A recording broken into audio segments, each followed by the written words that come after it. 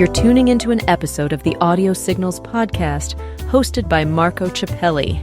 In this new season, Audio Signals is repositioning its antennas, focusing not just on the stories, but on the storytellers. In our modern hybrid analog-digital society, the art of storytelling has never been more vital or displayed such a diverse array of forms. Recognizing this, our conversations will spotlight the narrators, providing a unique exploration into the minds behind the narratives. From authors to podcasters, visual artists to songwriters and everything in between, we will engage with all who contribute to this extraordinary form of art. Let's all pay attention now, as this story is about to begin.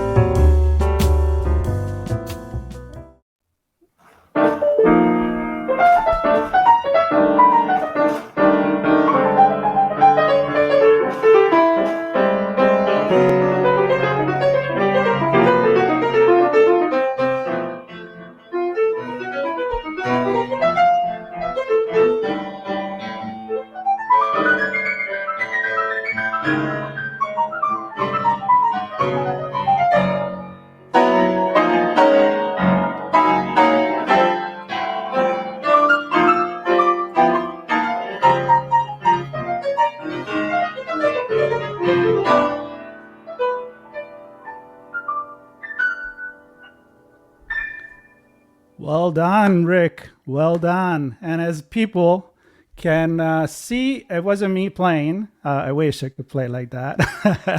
I think in my head I can do that, but I can't. In reality, it was Rick DellaRatta, my guest today on Audio Signal Podcast, where, as you all know, we talk about storytelling and storytellers and stories. And I can tell you that from the beginning and the pre-recording part of this conversation, there's going to be a good story. And if you know me, you know I love stories, but I also love music. And I always say that music, art in general, photography, we're all storytellers. We just use a different medium to share the story.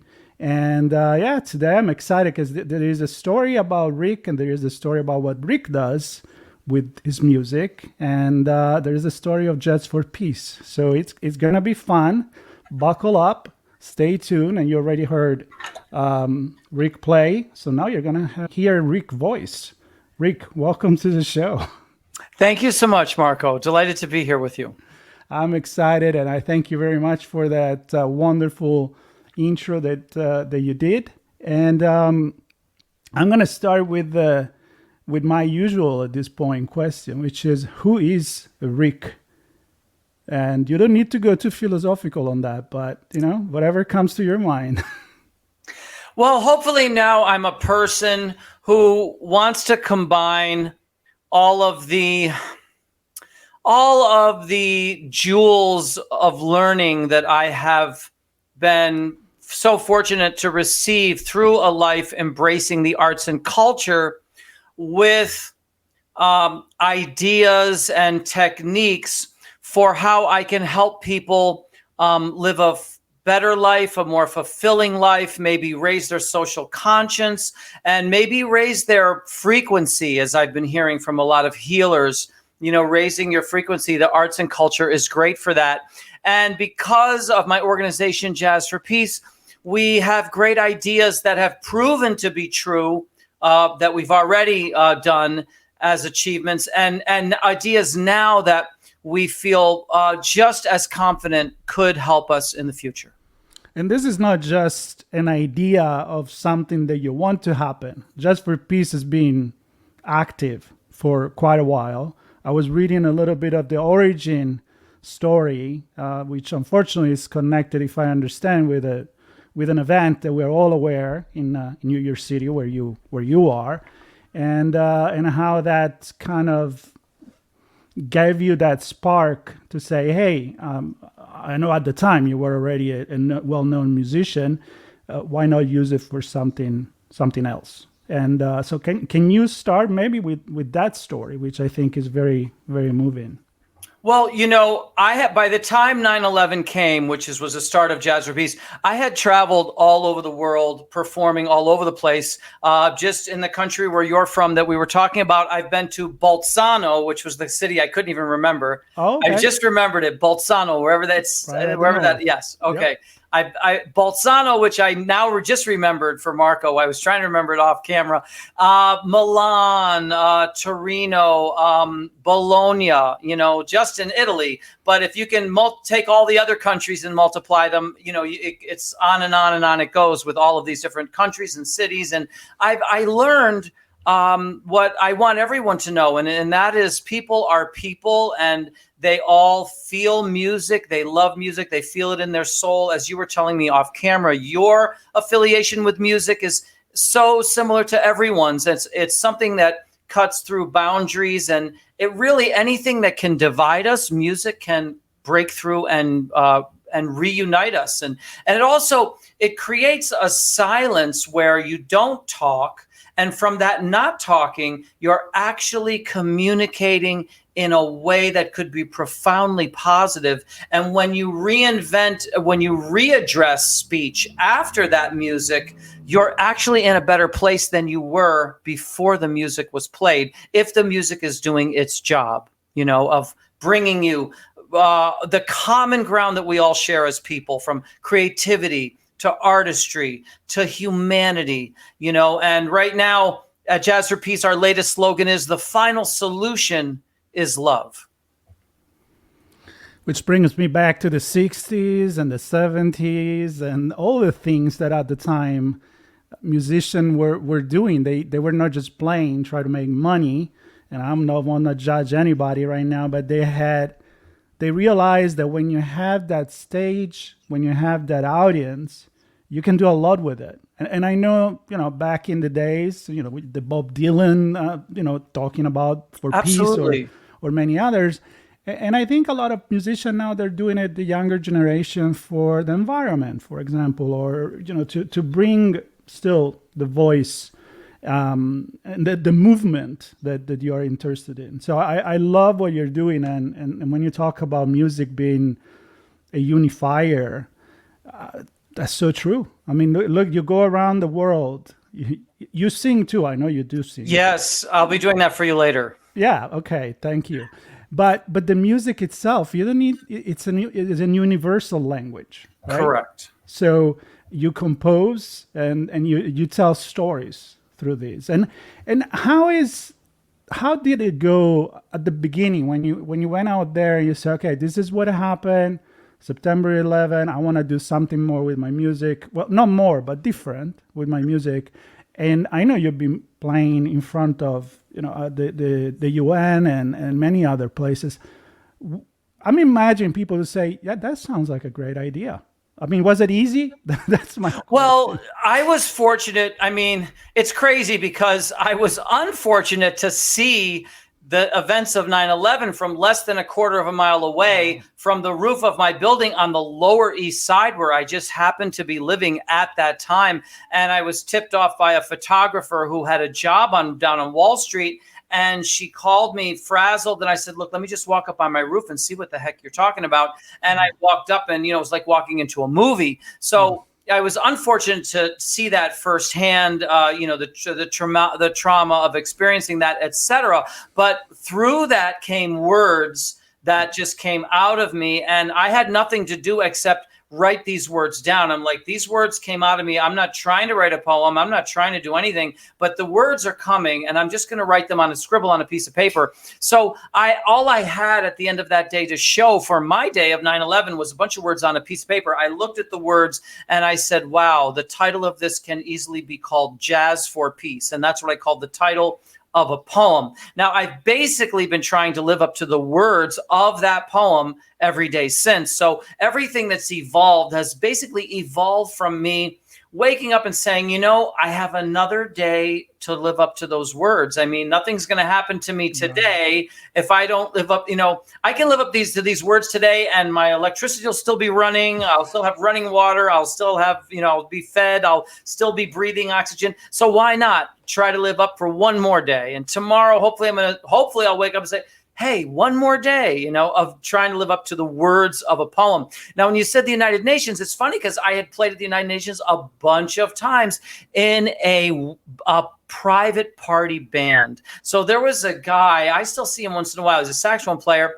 He somehow was in the private party situation with the United Nations where when they call a band, because so-and-so, they have these parties there. They would have parties at the United Nations. I don't know if you get married there. I doubt it, but you could have some kind of a party at the United Nations if you were somebody or somewhat. We might have been playing for dignitaries. I don't know. But they were parties, and he was calling me as one of the people in the band. And I would show up sometime, and I'd be like, hey, aren't you the guy on Saturday Night? You play in the Saturday Night Live band? I know you from this record. There were other people. And I'm like, what are you doing here? And they'd be like, I'm here for the $350, a lot of money back then. And I was like, well, me too. Well, we're both here for the same reason, even though you're a much more famous musician than me at that time, Mm-hmm. So some of the people I would meet in this guy's band, but it wasn't what I ended up doing at the United Nations. What I ended up doing was, because I had, reached a certain level of my career, as you had mentioned, where I was somewhat well known anyway. And I had written this poem, and I had recited the poem at a festival, and then I had put it to music and performed it at another concert, and the press had written about it. And then I was playing a few Jazz for Peace concerts around New York, and I was just going to whatever my soul was telling me. I was following my star with this poem. Whatever my soul told me was the next step forward. So I was able to actually ask my manager to just call over to the United Nations and tell them, because I always wanted to. It's just, you think of it, you don't actually do. We always think of stuff that we're like, well, I don't think I'll ever do this, but I would love to, Mm-hmm. I would love to bring a band, a multicultural band, into the United Nations and do a performance and show how we get along from all different cultures, because I've been all around the world and we do get along. That's a fact. I mean, I play with Italian musicians in Italy and we get along just great. And, Africa, wherever this place is. I hadn't been to Africa at that time. But anyway, eventually I did bring a band into the United Nations with, basically I told my manager, listen, if this thing comes through, if they go for it, you've got to make sure, I don't care who else is in the band or where they're from, but one person has to be Israeli, one person has to be Palestinian, or from a neighboring country, that region. And so she did that. And then the other guys, wherever they were from, was fine. I know one guy was from Europe and et cetera. A few other continents were represented. But the bottom line is, I had brought together Israeli, Palestinians, and Americans at the United Nations, and I thought it would be a great idea for us to build on that. And time has shown that that would have been a good idea at that time. So my failure to succeed at convincing the world at that time is one of the reasons that I'm in demand now, because people say, maybe we should listen to maybe he might be right about something else, Yeah.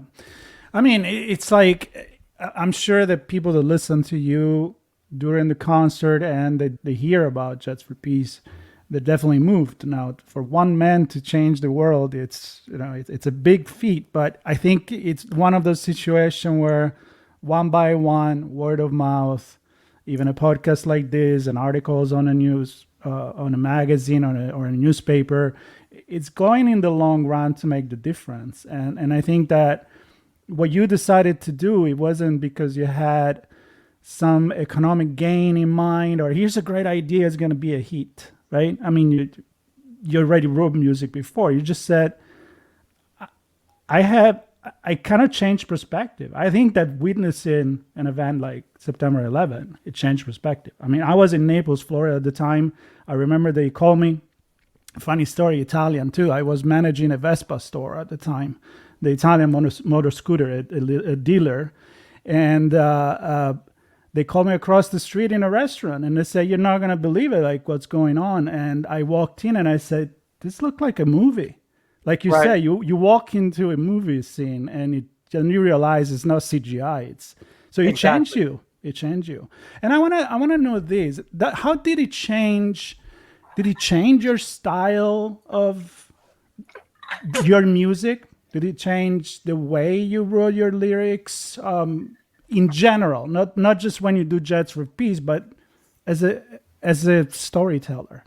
Well, for the first time, I recited over my music. So I had never put music to spoken word, but because I had a poem, I felt one of the best ways to communicate that poem was through spoken word, and I would freely improvise underneath and make up something different each time, So I basically, I had a spoken word composition.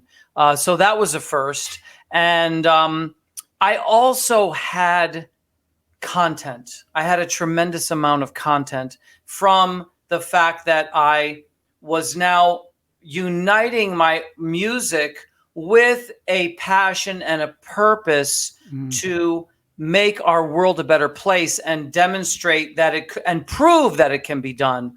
And, again, you brought up all these people from Bob Dylan to the other names you mentioned. They're all part of a foundation that I had to build on. And that's part of the Jazz for Peace poem too, was that, all these people had laid a foundation for me to now carry forward. So I had all of their spirits, you know what I mean, to my advantage and to my, I could really call all those spirits in and say, hey, it's not just me, it's all of us. And then I could tell the people, it's not just us, it's you. Because my belief is that each individual can make a difference simply in small little ways, simply by saying, hey, I know I'm only one person, but I believe we should avoid this. We should do this, because right now we're doing some things that, if it could be avoided, you look at the emissions that are involved in war, all of the pollution and the war and the atrocities. Hey, the people around the world can make a difference because we're all connected. Yeah. And people sometimes don't realize, but unfortunately, there's always a bunch of wars happening any given time. It's not, we think about the big wars, the world wars. We know now in the news when something happened and it's there, but there is always some conflict, and even a small community, we just maybe don't see it in the news, but there's a lot of people that will benefit from embracing the others in a very idealistic way. But we should be like that. I want to talk a little bit more about Jets for Peace. So when you do something, you do an event, what does then Jets for Peace does with either you get funding, you give grants, what's the outcome so far for Jets for Peace? Well, here's what we do. Basically, we have a model. It's a fundraising model. It's called an empowerment tree. And we learned it simply by partnering with major people. Even the country of Rwanda, for example, when they wanted to come out of their genocide, we were contacted by Rwanda, and we helped them out of that genocide and helped them reintroduce their country to the world in 2009. But we also partnered with all of the great nonprofits, whether it was the Red Cross or Habitat for Humanity or Special Olympics or United Way. We partnered with them and we learned things from them. And from all the things we've learned, we realized that anyone who has an outstanding cause, any individual, we have an easy 3-step process. And so the most important thing to remember with Jazz for Peace is that we can help you no matter big, no matter how small, no matter how old, no matter how new, if you follow the process, if you are committed to following the process. And we've helped over 850 of the world's most outstanding causes. And when I say most outstanding causes, I mean some woman who wanted to stop bullying in her school because her son was bullied. That's one of the world's most outstanding causes because she's not compromised. She's doing it from the good of her heart. You know what I mean? And she's having a profoundly positive impact on the children in the school buy her work. So in other words, you, Marco, could be one of the world's most outstanding causes if you wanted to, or you could already be, and I just don't know it. That's my point. My point is it's a level playing field. You don't have to be a billionaire to make a difference in the world, a profoundly positive difference. So forget about that idea. All of you can, everybody can. And you don't have to be, all you have to do to partner with Jazz for Peace is follow the simple guidelines. If you're committed to following the simple guidelines, see, a lot of people, there's a million ways not to qualify, and they're afraid, I won't qualify. You will qualify by following the easy guidelines. That's how we've been able to help so many. That's cool. So I want to go now, because we can go in a lot of different directions. I want to talk about music with you because I love music in general and jazz. Sure. I like the giants. I was listening to Nina Simone a couple of days ago. Oh, wow. How amazing she is. But she's one of those people, Marco, that I was talking about. Yeah. She's one of the people who laid the foundation. Right. If you look at that's why she came in my mind. She did tremendous work to help me launch Jazz for Peace. She's one of those people that I'm talking about. Cool.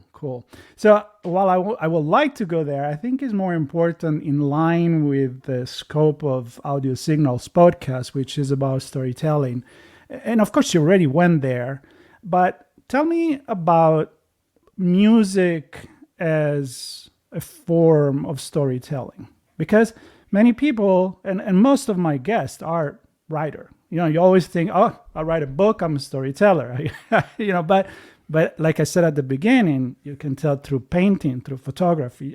You're always telling a story as a sculptor, as a musician, of course. Your experience with music as a medium for telling story and moving people eventually. Well, music is as phenomenal a medium and opportunity that I could imagine to tell a story because of the various opportunities that you have. For example, when you sing a song, okay, those lyrics are telling a story. However, your interpretation of that song might be unique and special. That is telling a story. When you improvise, you are telling a story. And that's a whole nother story. You know what I mean? So there's stories within the story.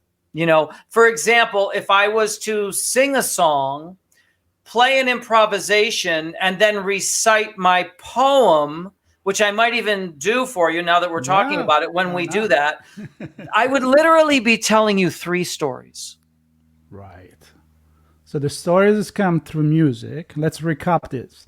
The story that comes through the notes, the story that comes through the lyrics, and the story that comes from the way that you interpret the notes and the lyrics and how you deliver it. That's the 3 that you're talking about? Yes, exactly. So in other words, let's say I start out by singing a song by, let's say, Thelonious Monk or something, right? Mm-hmm. Those lyrics will be telling a story, okay? But my interpretation, my unique interpretation, based on my journey through music, will also be somewhat of a story. And then my improvisation, which might follow that, okay, is going to tell a story just from me. Just my story, you know what I mean? Now I'm not telling the story of the song, but I'm telling my own story, Right. And then if I was to recite the words of the poem, in that would be a 3rd story, all 3 stories in one. All right. How about we play a little bit right now? Want to try it? Yeah. Okay. So I'm just going to do what give us an example of that. So this is a song, by the way. It's by Thelonious Monk, and it's called "Ruby, My Dear." Now, I used to, the first job I ever got in New York City, okay? I was visiting New York. I wasn't even living in New York. I was visiting New York, and I always knew if I ever came to New York to visit to call this piano player, amazing piano player named John Jerzinski or something like that. He was an amazing piano player. He could play stride music and go into Stravinsky, and then he'd go into Fats Waller, and he just all over the place and stay in the stride. It was phenomenal what he did. Wow. Anyway, I visit him and in this diner, he's playing in a diner. And I'm like, wow, anybody that would hire, he's so eccentric. I was like, anybody that would hire this man, that's a place I would love to play. Because the freedom that he would require to play, you know what I mean? He's like, there's no way you could put this guy in a box and say, no, you only have to, he wouldn't do it. So he gives me the guy's number. I call the guy. He sends me over to his house that day. I play for him that day. He hires me. Now I'm in this diner and I'm playing from 12 midnight till 4 a.m. And this diner is packed at 4 a.m. Okay. It's like 3 o'clock, 3:30 in the morning, something like that. Absolutely packed. You can't even stand. Everyone's like standing, it's like an after hours place. A woman taps me on the back. I'm playing this song, Ruby, My Dear. And she says, sir, I just have to tell you something. I said, what do you want to tell me? She said, I just cannot believe that I'm in a diner at 3:30 in the morning and a piano player is playing Ruby, My Dear by Thelonious Monk. And I said, lady, I can't believe I'm in a diner at 3:30 in the morning and somebody even knows I'm playing the song. And she says to me, well, I have to tell you something, sir. And I said, what? She said, my aunt was Ruby. And oh, wow. These are the crazy things. If I wanted it. What? If I wanted a grand finale on that story, that was it. That was her. She was Ruby. Oh. And she told me the real story that's not in the history books about Ruby, My Dear. Wow. And she told me that Monk was having an affair with her aunt. And while he was married to Nellie, I don't even know if I should say this. And, he wrote a song for her. And that's the song, Ruby. So now I'm going to sing this song, Ruby, My Dear. Then I'm going to go into something that's kind of a free thing. I don't know what it is because that's going to be another story. That's a story unto itself. Then I'm going to kind of bring in that Jazz for Peace poem so that you can hear the words of that, the words that I wrote on 9/11. Okay. Go for it.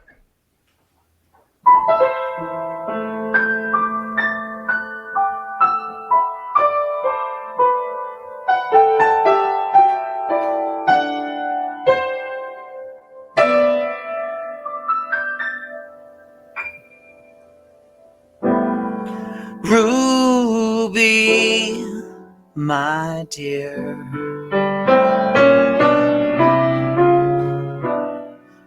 hold back that tear.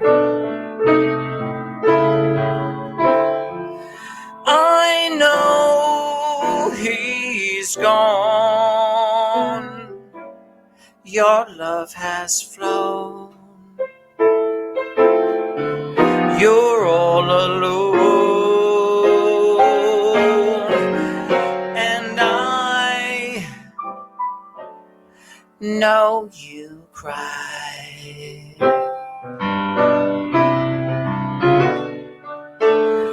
There's no reply.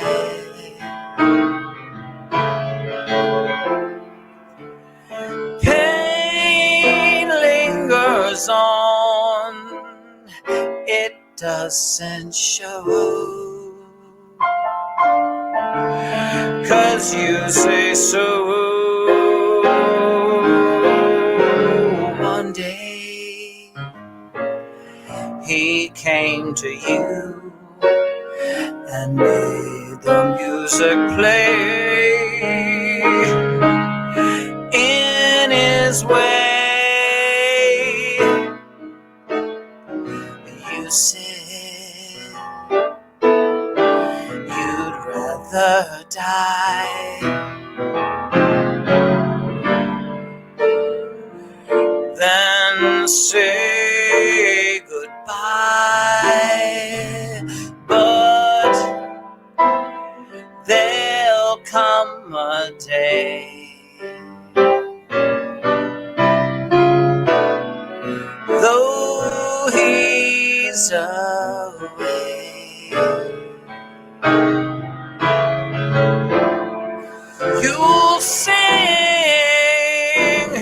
song.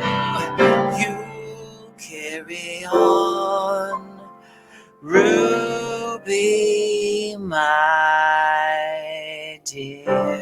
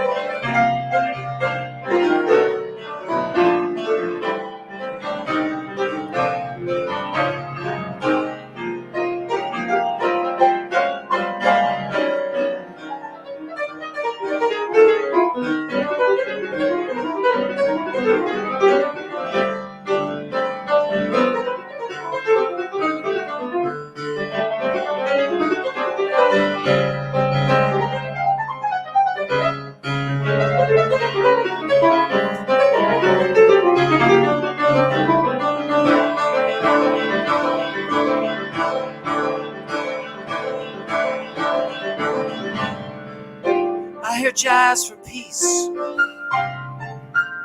coming through the trees, and in my heart it fills me like a celebration. I see the light,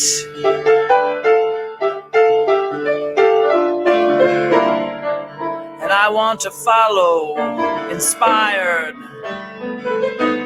by the past contributions of those that came before.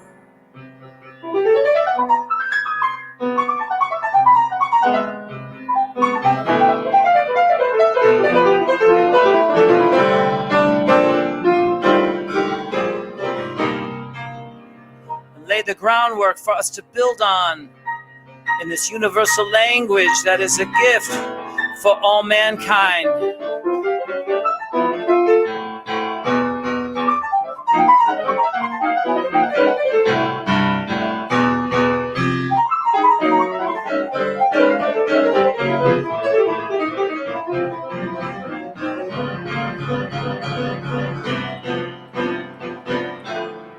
And when we speak it, people are inspired by the creativity and artistry that stands for peace and love, and intelligence that leads to reaching potential.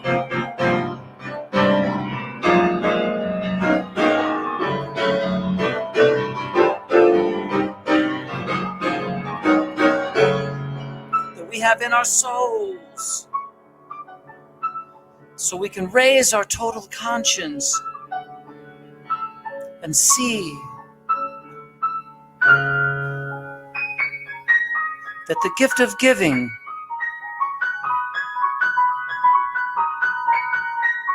is our greatest privilege.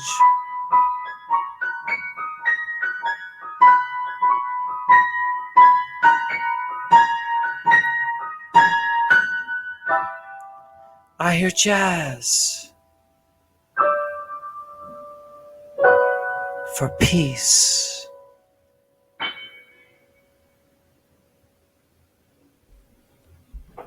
I'm gonna fade it out here and end show.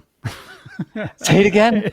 I'm gonna fade out the music when I edit this and end the show. But no, actually, I'm gonna keep talking because that was a perfect example of.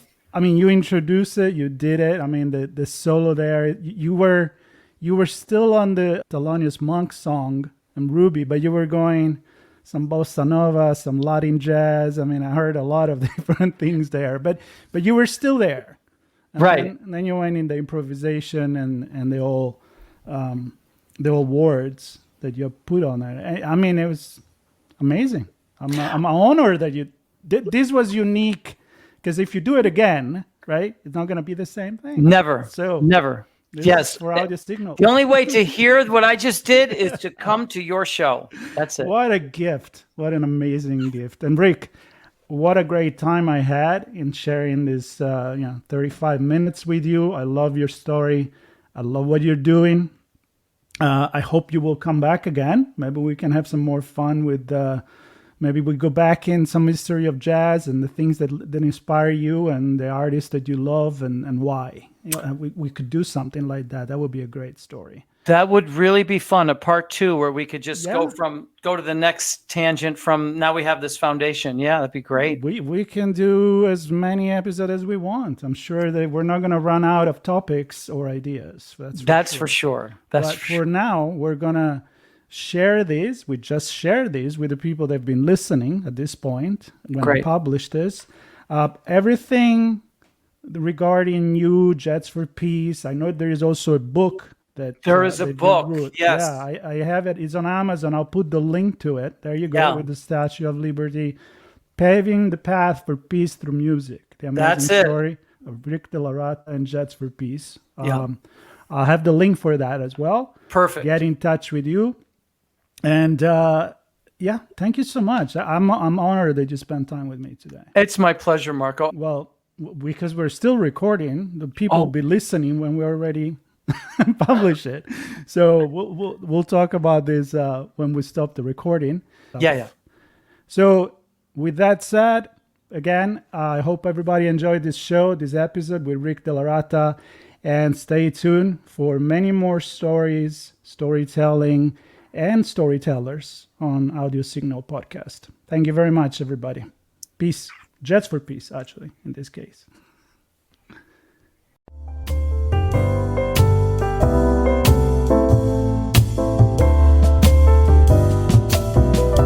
We hope you enjoyed this episode of Audio Signals Podcast, hosted by Marco Ciappelli. If you learned something new and this conversation made you think, then take a moment to rate this show and add it to your favorite podcast player. Subscribe to our YouTube channel and share this episode with your friends, family, and colleagues. We invite you to come back for more stories and follow Marco Ciappelli on his social media as he continues musing on stories, storytelling, and storytellers.